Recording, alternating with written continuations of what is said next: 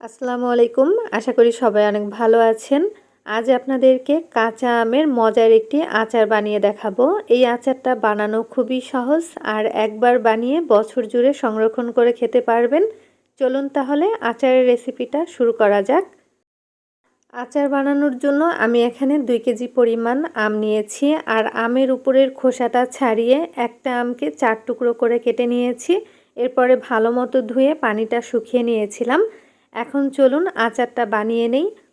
আচার বানানোর জন্য একটা প্যানের মধ্যে মেজারমেন্ট কাপের 1 কাপ পরিমাণ দিয়ে দিলাম সরিষার তেল।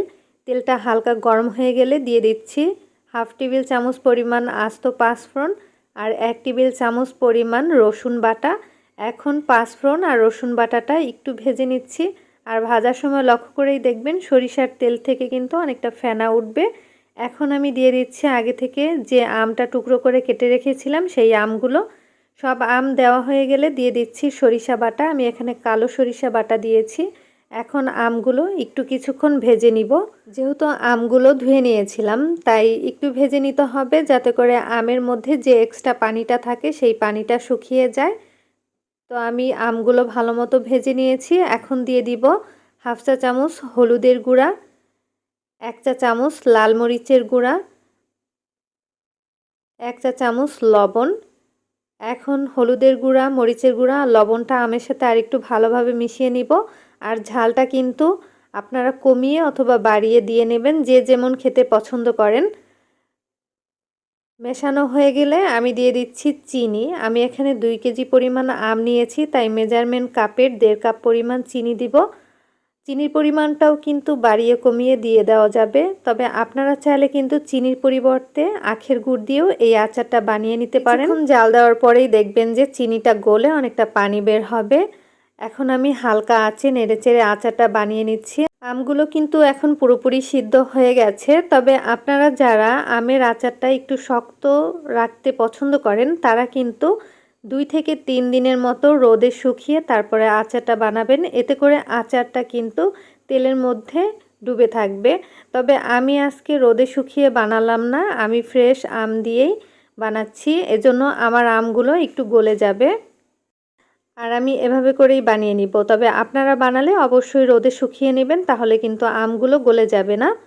এখন দিয়ে দিচ্ছি 2 টেবিল চামচ পরিমাণ সিরকা। 1 কেজি আমের জন্য 1 টেবিল চামচ পরিমাণ সিরকা দিলেই কিন্তু হয়। আমি যেহেতু 2 কেজি আম নিয়েছি তাই 2 টেবিল চামচ পরিমাণ সিরকা দিয়ে দিলাম। সিরকাটা আমের সাথে ভালোভাবে মিশিয়ে নিচ্ছি। আর এই আচারটা যদি 1 বছরের মতো ভালো রাখতে চান তাহলে কিন্তু অবশ্যই সিরকাটা দিতে হবে, কারণ সিরকা দিলে আচার বেশি দিন সংরক্ষণ করে খাওয়া যায়। তো নেড়ে দিলাম ভালোভাবে। আর আমগুলো কিন্তু অনেকটা গলে গিয়েছে। এখন আমি দিয়ে দিব পাঁচফোড়ন। আমি আগে থেকে পাঁচফোড়ন তেলে গুঁড়া করে রেখেছিলাম আর সাথে 2-3টার মতো শুকনা মরিচ গুঁড়া দিয়ে দিলাম। এখন পাঁচফোড়ন আর শুকনা মরিচের গুঁড়াটা ভালোভাবে একটু মিশিয়ে নিচ্ছি।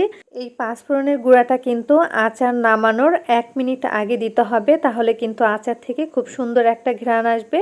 আর বাজারে কিন্তু পাঁচফোড়নের গুঁড়ার প্যাকেট পাওয়া যায়, সেটা দিয়ে কিন্তু কখনোই আচার বানাবেন না, এতে করে আচারের টেস্টটা ভালো আসে না। তাই আমি বলবো পাঁচফোড়নটা তেলে গুঁড়া করে নিলেই কিন্তু সেই আচারের টেস্টটা ভালো আসে। তো এখন কিন্তু আচারটা পুরোপুরি হয়ে গেছে। আমি এবার চুলাটা বন্ধ করে দিলাম আর চুলার তাপে কিন্তু আচারটা আর একটু শুকিয়ে যাবে।